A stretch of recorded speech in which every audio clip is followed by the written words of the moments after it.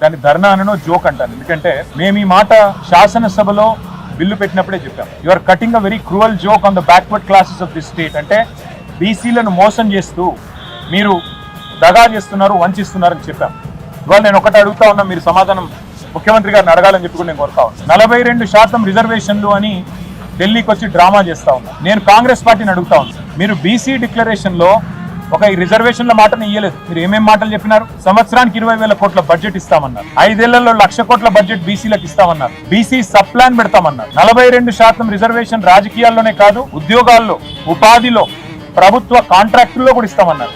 నేను ముఖ్యమంత్రి గారిని అడుగుతున్నా, ప్రభుత్వాన్ని అడుగుతున్నా, కాంగ్రెస్ పార్టీని అడుగుతున్నా, మీ చేతిలో ఉన్నాయేమో చేస్తలేరు. మీ చేతుల్లో బీసీ సబ్ ప్లాన్ ఉన్నది, చేయండి.